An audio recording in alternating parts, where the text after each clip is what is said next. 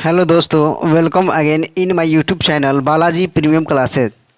तो दोस्तों आज हम बात करेंगे प्रश्नावली 1.3 के बारे में। ये डिमांड पर, बच्चों की डिमांड पर ये क्वेश्चन, इस प्रश्नावली को हम बना रहे हैं। दोस्तों बहुत से बच्चों को ये कन्फ्यूज होता है कि सर रूट 5 एक अपरिमेय संख्या है, 3 + 2 रूट 5 एक अपरिमेय संख्या है, एनी नंबर। बहुत से ऐसे क्वेश्चन आते हैं एग्जाम में, फिक्स है कि 2 नंबर का आएगा ही आएगा। इसलिए वीडियो को एंड तक देखना दोस्तों।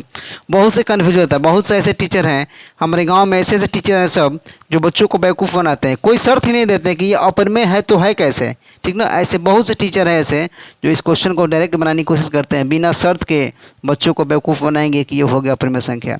लेकिन दोस्तों देखो, आज हम शर्त के अनुसार, कैसे शर्त होता है, क्या शर्त होता है अपरिमेय का, क्या प्रॉपर्टी होता है, उसकी सहायता से फाइनल हम इस क्वेश्चन को क्या करें, कंप्लीट करेंगे। दोस्तों इस वीडियो को एंड तक देखिएगा, ये बहुत ही यूजफुल क्वेश्चन है, यूजफुल ये प्रश्नावली है। तो चलिए क्वेश्चन लिख दिए हैं कॉपी पर। ये सिद्ध कीजिए कि रूट 5 एक अपरिमेय संख्या है। दोस्तों सबसे पहले तो हम इसके विपरीत मानते हैं। माना कि रूट 5 एक परिमेय संख्या है, परिमेय संख्या है। इसको हम विपरीत मानेंगे। अपरिमेय सिद्ध करना है लेकिन मानेंगे परिमेय संख्या है, ठीक। क्योंकि परिमेय संख्या है, अगर परिमेय का गुण को फॉलो नहीं करेगा, यानी हम कह सकते हैं कि कौन सी संख्या है, एक अपरिमेय संख्या है। तो चलिए देखिए, परिमेय संख्या है तो परिमेय संख्या क्या होता है, जहाँ पर लिखेंगे, जहाँ, देखिए परिमेय संख्या उसे कहते हैं जो P/Q के रूप में लिखा जा सके, ठीक ना। जो जिसका रूट हम आसानी से निकाल सकें उसे कहते हैं परिमेय संख्या। जहाँ PQ सहअभाज्य संख्या है। सहअभाज्य का मतलब होता है मेरे प्यारे दोस्तों कि जिसके बीच में केवल एक उभयनिष्ठ कॉमन हो, यानी जिसके बीच में केवल एक ही कॉमन हो, एक के अलावा कोई संख्या कॉमन न हो, सहअभाज्य है। जहाँ P और Q क्या सहअभाज्य है। अगर बात करते हैं HCF ऑफ P, Q का, तो किसके इक्वल होगा, एक के इक्वल होगा। लेकिन ये चीज़ एग्जामिनर को हमें दिखाना पड़ेगा कि P और Q पूर्णांक है। P और Q जहाँ सहअभाज्य संख्या है उसका HCF कितना बराबर होगा, एक के बराबर होगा। ये नहीं कि कोई भी किसी भी संख्या को अगर हम P/Q के रूप में लिख देंगे दोस्तों, जब तक उसका HCF 1 नहीं होगा तब तक हम ये नहीं कह सकते हैं कि ये संख्या P/Q के रूप में है, यानी कि परिमेय संख्या है। तो चलिए ये आप लोग बात को ध्यान रखिएगा। अगर हम रूट 5 को माने हैं परिमेय संख्या, तो दोस्तों ये P/Q के रूप में होगा कि नहीं होगा, तो ज़रूर होगा, क्योंकि रूट 5 एक परिमेय संख्या है तो P/Q के रूप में होगा। इस फॉर्म में तो होगा ही होगा। इसके बटन में कुछ नहीं तो एक ले लो। देखो P में 1 से गुणा होगा दोस्तों, ये हो जाएगा मेरा P, और रूट 5 में Q से, तो रूट 5Q। दोनों तरफ वर्ग कर दो, दोनों तरफ वर्ग करने पर वर्ग कर दो, P², इधर हो जाएगा रूट 5Q का होल स्क्वायर। ये दोस्तों हो जाएगा मेरा P², रूट 5 का स्क्वायर होता है 5Q²। देखिए एक बात यहाँ पर समझने वाला बात है। देखिए P² ये 5 मल्टीप्लाई में होगा दोस्तों, इधर आएगा तो क्या हो जाएगा, डिवाइड में, यानी बराबर Q²। कह सकते हैं कि P² पूरी तरह 5 से क्या है, डिविजिबल है, यानी P² पूरी तरह 5 से विभाजित है। लिखेंगे चूँकि P² 5 से पूरी तरह विभाजित है,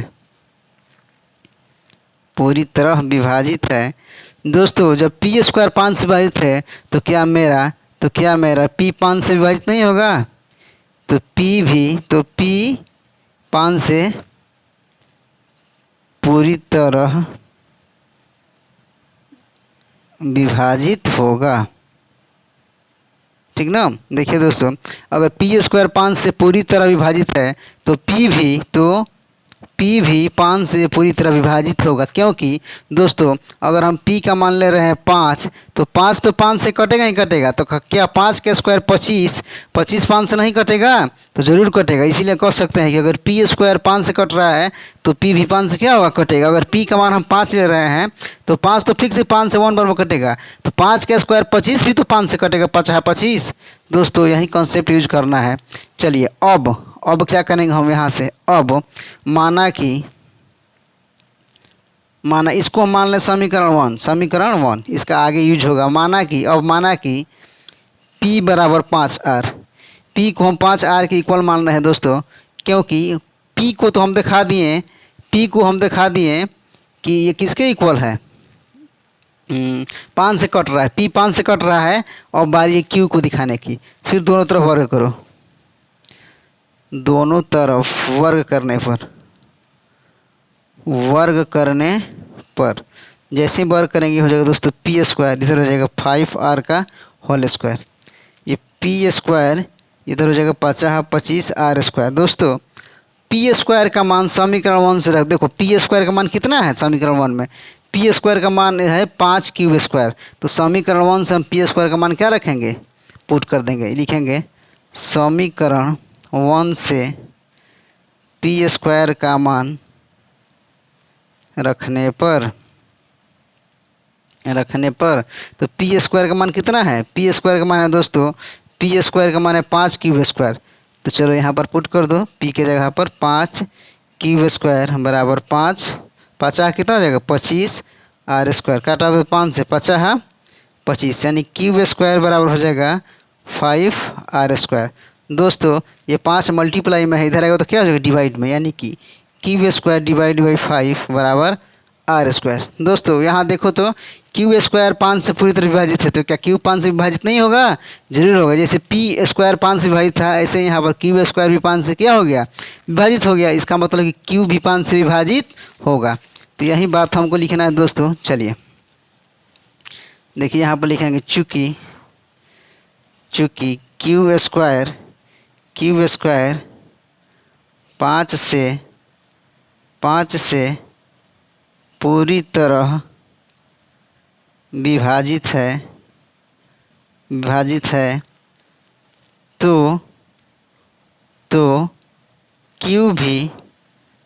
तो क्यू भी 5 से विभाजित होगा। अतः दोस्तों हम कह सकते हैं, देखिए पी स्क्वायर भी पूरी तरह से 5 से कट गया, पी स्क्वायर भी क्या हो गया 5 से कट गया, और क्यू स्क्वायर भी पूरी तरह 5 से कट गया। अतः हम कह सकते हैं, लिखेंगे अतः पी व क्यू दोनों ही 5 से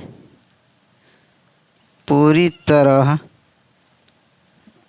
विभाजित हैं। देखिए दोस्तों वहाँ पी भी कट रहा था, क्यू स्क्वायर 5 से पूरी तरह विभाजित है, उसी तरह वहाँ पर क्यू स्क्वायर 5 से विभाजित था तो क्यू भी 5 से विभाजित होगा, वहाँ पी भी क्या था 5 से विभाजित था, यानी कह सकते हैं पी व क्यू दोनों ही 5 से पूरी तरह क्या विभाजित होगा। अतः जो HCF होगा दोस्तों, अतः HCF of P comma Q किसके बराबर आ रहा है 5 का, किसके इक्वल 5 का, यानी दोनों का HCF किसके बराबर है 5 का HCF है दोस्तों। और 5 से कट रहा है कोई संख्या 2 संख्या है, अगर कोई 2 संख्या मान लो, एक संख्या 15 ले लो, एक संख्या क्या ले लो 20 ले लो, तो इस दोनों में HCF कितना होगा 5 होगा, क्योंकि 5 भी 5 3 15 और 5 भी 5 का 20, यानी 20 भी 5 से कट रहा है और 15 भी 5 से कट रहा है, यानी कह सकते हैं इन दोनों संख्याओं का HCF कितना है 5 है, यानी पी व क्यू दोनों ही 5 से पूरी तरह विभाजित है, यानी कह सकते हैं दोस्तों इन दोनों का HCF कितना होगा 5 होगा।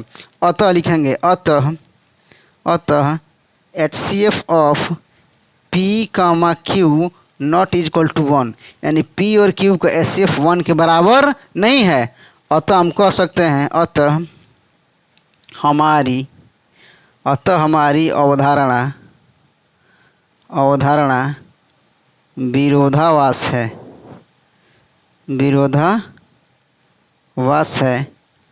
अतः √5 एक अपरिमेय संख्या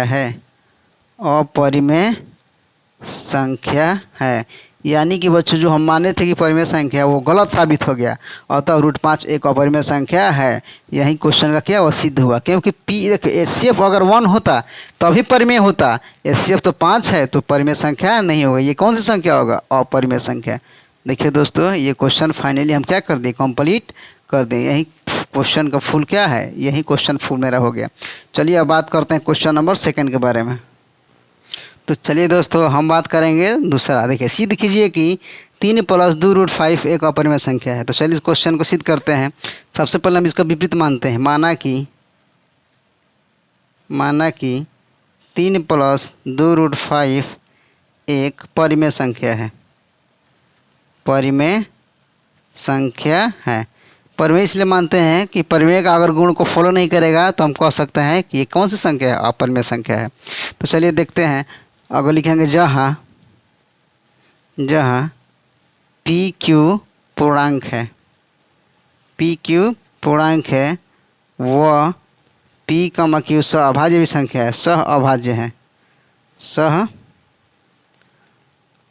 है। सहअभाज्य का मतलब कि इन दोनों के बीच का एचसीएफ कितना है, 1 है, यानी कि एचसीएफ ऑफ पी कमा क्यू किसके इक्वल होना चाहिए, 1 की इक्वल होना चाहिए। ये आपको दिखाना पड़ेगा एग्जामिनर को। अगर ये चीज़ दिखा दिए तो एग्जामिनर समझेगा कि बच्चा वास्तव में पढ़ाई किया है, इसको फुल में फुल मार्क्स दिया जाए। चलिए, अगर 3 + 2√5 दोस्तों मेरा परिमेय है तो क्या ये पी बटा क्यू के रूप में होगा कि नहीं होगा? तो ज़रूर होगा, बिल्कुल होगा, इसमें कोई संदेह ही नहीं है। तो चलिए दोस्तों, एक बात यहाँ से देखिए, तो जैसे कि इसको देखिए, हम 2√5 को यहीं रख रहे हैं, ठीक ना। ये p बटा क्यू -3 को यहाँ, ये प्लस का 3 है, ये आएगा इधर आएगा दोस्तों, क्या हो जाएगा माइनस का 3।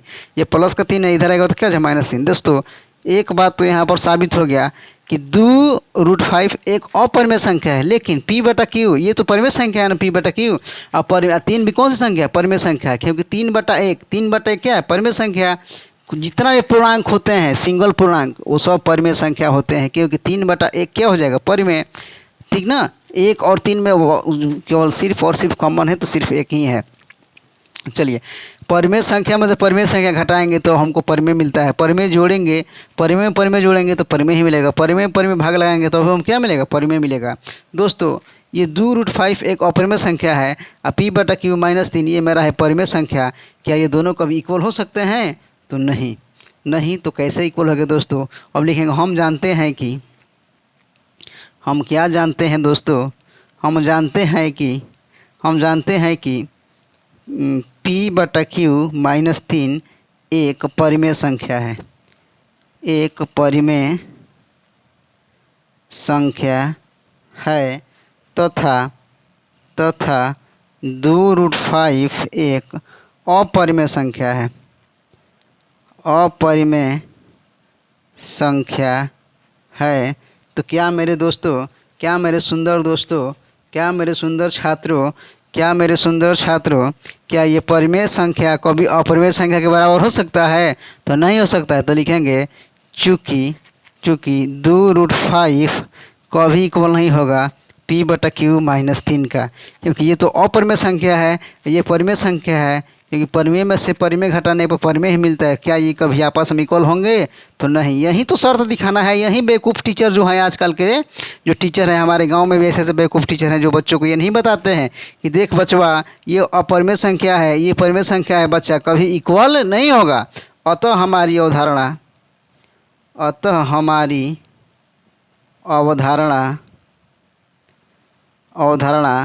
गलत है या विरोधाभास है? विरोधाभास है। अतः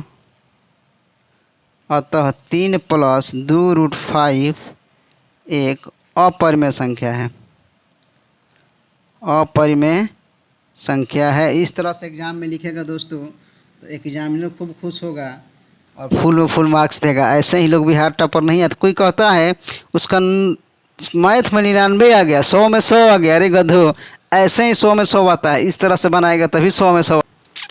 तो चलिए दोस्तों, अब तीसरा क्वेश्चन, 1 2 हमने कर लिया फाइनली कंप्लीट। अब बात करें तीसरा क्वेश्चन का। सिद्ध कीजिए कि निम्नलिखित संख्या अपरिमेय है। सबसे पहला है, तीसरा का फर्स्ट है 1/√2। ठीक, चलिए चेक करते हैं इसको।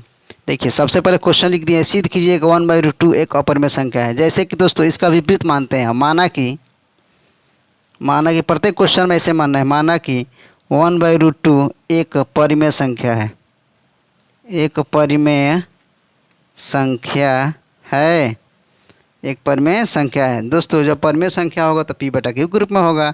लिखेंगे जहाँ p व q पूर्णांक है तथा p q सहअभाज्य संख्या है, सहअभाज्य संख्या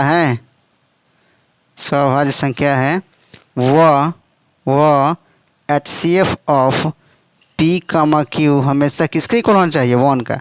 दोस्तों ये बात तो हमेशा एग्जामिनर को दिखाना है। ये जब तक नहीं दिखाएगा एग्जामिनर आपके क्वेश्चन से संतुष्ट नहीं होगा। ऐसे ही ये लोग जो जल्दीबाजी में जो मास्टर बनाते हैं ये चीज़ लिखना भूल जाते हैं। यही तो शर्त होता है परिमेय का। अब ये नियम को फॉलो नहीं करेगा तो हम कह सकते हैं कि वह परिमेय संख्या है। दोस्तों जब 1/√2 को हम परिमेय माने हैं, जो परिमेय माने हैं, तो क्या परिमेय 1/√2 क्या P/Q के रूप में नहीं होगा? तो बिल्कुल होगा। तो जैसे कि देखिए दोस्तों, गुणा करो P में करो √2 से, यानी कि √2P हो जाएगा। P में इससे तो √2P, अब P में Q से दोस्तों तो हो जाएगा Q। ठीक ना, इसको ऐसे गुणा कर लिए, इसको ऐसे गुणा कर लिए, तीसरा तीसरी गुणा कर लिए। दोस्तों एक बात तो हमको ये ध्यान में आया कि यहाँ से √2 ये Q ये P गुणा में इधर है तो क्या हो जाएगा बटा में, ठीक ना। ये P गुणा में है, इधर आएगा तो क्या हो जाएगा Q के बटा में हो जाएगा। दोस्तों एक बात ध्यान दीजिए, हम जानते हैं कि √2 एक अपरिमेय संख्या है और Q/P क्या है, परिमेय संख्या है, क्योंकि QP तो क्या है, पूर्णांक है। तो पूर्णांक हमेशा क्या होता है, परिमेय संख्या। चलिए बात कर लिखेंगे, हम जानते हैं कि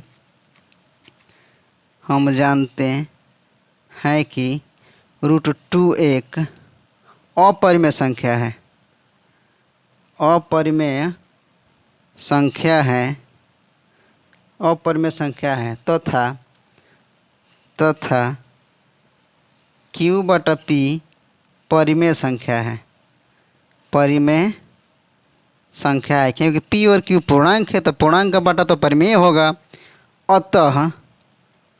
अतः क्या √2 कभी बराबर होगा Q/P के? तो बराबर नहीं होगा। अतः √2 कभी बराबर नहीं होता है Q/P के, क्योंकि ये तो अपरिमेय संख्या है, ये परिमेय संख्या कभी भी इक्वल नहीं। यही मेन शर्त दिखाना है एग्जामिनर को, यही शर्त दिखा दिए बचवा तो तुम्हारा फुल मार्क्स मिल जाएगा। अतः हमारी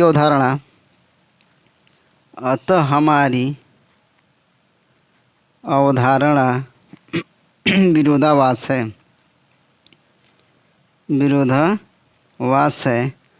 अतः 1/√2 एक अपरिमेय संख्या है, एक अपरिमेय संख्या है। इस तरह से क्वेश्चन को क्या किया जाता है, सिद्ध किया जाता है। चलिए आप लोग वीडियो को रोककर स्क्रीनशॉट ले लीजिए, तब तक हम वीडियो को ऐसे सब क्वेश्चन फुल एक बार में दिखा दे रहे हैं दोस्तों। चलिए तो चलिए दोस्तों तीसरा का सेकंड नंबर क्वेश्चन देखते हैं। कह रहा है कि √7 एक अपरिमेय संख्या, ये सिद्ध करके दिखाना है। तो चलिए बात करते हैं क्वेश्चन नंबर इसके 2 के। फाइनली हम क्वेश्चन को लिख दिया है, सिद्ध कीजिए कि 7√5 एक अपरिमेय संख्या। दोस्तों सबसे पहले लिखेंगे माना कि 7√5 एक परिमेय संख्या है, एक परिमेय संख्या है। तो परिमेय संख्या है तो P/Q के रूप में होगा। लिखेंगे जहाँ P/Q पूर्णांक है, वह P/Q सहभाज्य संख्या भी है, सहभाज्य संख्या है। सहभाज्य संख्या का मतलब होता है सहभाज्य है, सहभाज्य का मतलब होता है जिसके बीच में केवल एक के सिवा कोई भी अंक उभयनिष्ठ न हो, सिर्फ हो तो एक। अगर हम बात करते हैं HCF का तो P/Q का HCF हमेशा किसके होगा, एक का। अगर ये प्रॉपर्टी को फॉलो करेगा तो हम कह देंगे कि ये परिमेय संख्या है, नहीं तो नहीं है। तो चलिए देखिए दोस्तों, अब सबसे पहले लिखेंगे अगर 7√5 परिमेय संख्या है तो क्या ये P/Q के रूप में होगा कि नहीं होगा? तो ज़रूर होगा। तो ये देखिए दोस्तों, यहाँ से एक बात देखिए, तो इसको 7 को ऐसे ही रखिए, ठीक ना। 7 को क्या रखिए, ऐसे IGT इसको ऐसे ही छोड़ दीजिए। ये P/Q है ना, क्या ये √5 क्या है, मल्टीप्लाई में है ना, इधर आएगा तो क्या हो जाएगा, डिवाइड में हो जाएगा। हुआ कि नहीं होगा दोस्तों? ये √5 किस में है, मल्टीप्लाई में है ना, तो इधर आएगा तो क्या हो जाएगा, डिवाइड में। यानी कह सकते हैं कि P/Q परिमेय संख्या है, ये बटा में क्या अपरिमेय संख्या। दोस्तों जब भी परिमेय संख्या में अपरिमेय संख्या से डिवाइड करते हैं तो हमेशा आता है अपरिमेय संख्या। याद रखना, गांठ बांध लो कसकर। कभी भी परिमेय संख्या में भाग देते हैं अपरिमेय संख्या से तो हमेशा आता है अपरिमेय संख्या। यानी परिमेय के साथ जब भी अपरिमेय आ गया तो हमेशा होता है अपरिमेय संख्या, चाहे वो जोड़ हो, घटाव हो या भाग हो। चलो अब लिखेंगे, हम जानते हैं कि ये हो गया परिमेय, यह अपरिमेय। लिखेंगे हम जानते हैं कि 7 एक परिमेय संख्या है, 7 एक परिमेय संख्या है, तथा P/Q डिवाइड बाई √5 एक अपरिमेय संख्या है, एक अपरिमेय संख्या है। अतः अतः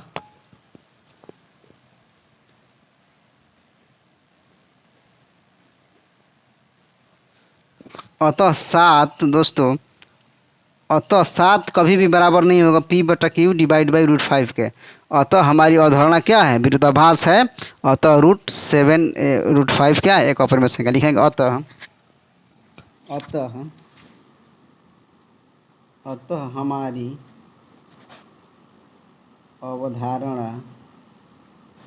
अतः हमारी अवधारणा गलत है,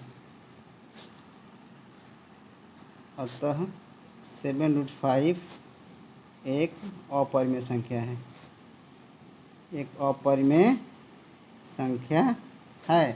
तो दोस्तों फाइनली हम इस क्वेश्चन को भी क्या कर दिए, सिद्ध कर दिए। तो शायद ये क्वेश्चन आप लोग को समझ में आ गया होगा।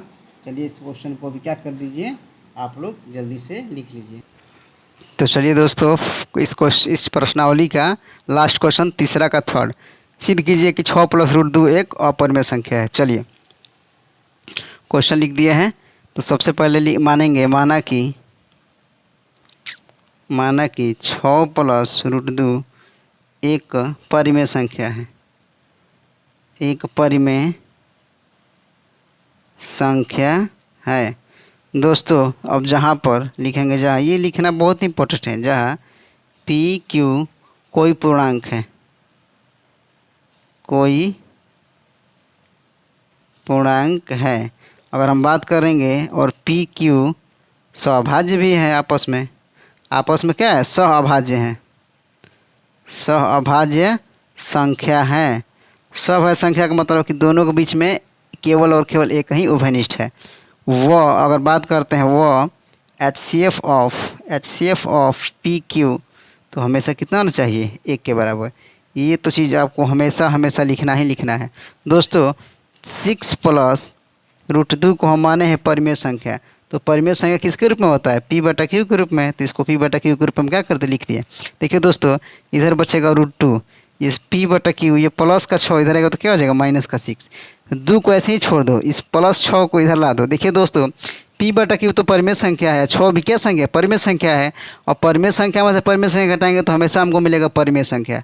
परिमेय में से अपरिमेय घटाएंगे तो अपरिमेय मिलेगा, लेकिन 6 तो मेरा परिमेय है ना, क्योंकि 6 को हम लिख सकते हैं 6/1। तो इन दोनों में एक के सिवा दुनिया में कोई ऐसा अंक नहीं है जो उभयनिष्ठ हो जाए, ठीक ना। एक के सिवा इस दुनिया में कोई अंक बना ही नहीं है जो 6 और 1 में उभयनिष्ठ हो जाए। जब भी उभयनिष्ठ होगा तो केवल और केवल एक ही, यानी कि 6/1 कौन सी संख्या है, परिमेय संख्या। यानी कि ये भी परिमेय।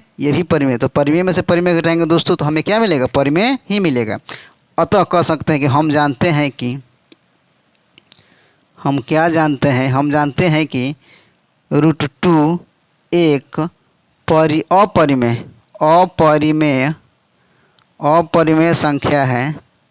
अपरिमेय संख्या है,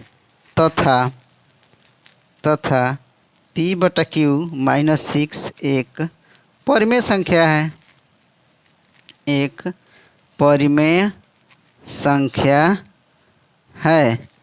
अतः क्या √2 कभी भी बराबर होगा P/Q -6 का, तो कहेंगे नहीं सर नहीं बराबर, क्योंकि ये तो अपरिमेय है, ये परिमेय है, कभी भी बराबर नहीं होगा। अतः हमारी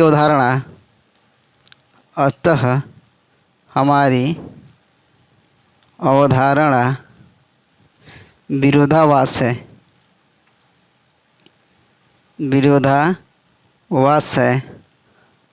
अतः 6 + √2 एक अपरिमेय संख्या है। दोस्तों फाइनली इस चैप्टर को, इस प्रश्नावली को हमने कंप्लीट कर लिया।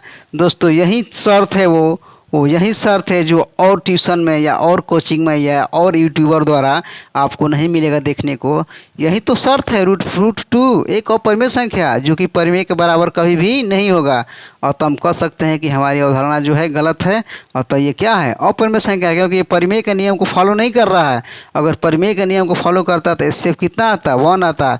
ये परिमेय और परिमेय परिमेय के बराबर आता, लेकिन परिमेय अपरिमेय आ गया, यानी कि दोनों कभी आपस में इक्वल नहीं है। अतः ये क्या है, जो हम माने हैं दोस्तों, जो हम माने हैं कि √6 + √2 एक परिमेय है, यानी कि ये परिमेय के गुण को फॉलो नहीं कर रहा है। अतः हम कह सकते हैं कि जो माने हैं क्या है, गलत है। अतः 6 + √2 एक अपरिमेय संख्या है। दोस्तों, अगर वीडियो अच्छी लगे तो कृपया करके इस चैनल को सब्सक्राइब कर लीजिए और अपने दोस्तों को भी बोलिए ज़्यादा से ज़्यादा मात्रा में सब्सक्राइब करें। इस चैनल को आगे बढ़ाने में मेरा मदद कीजिए। तब तक के लिए धन्यवाद। जय हिंद।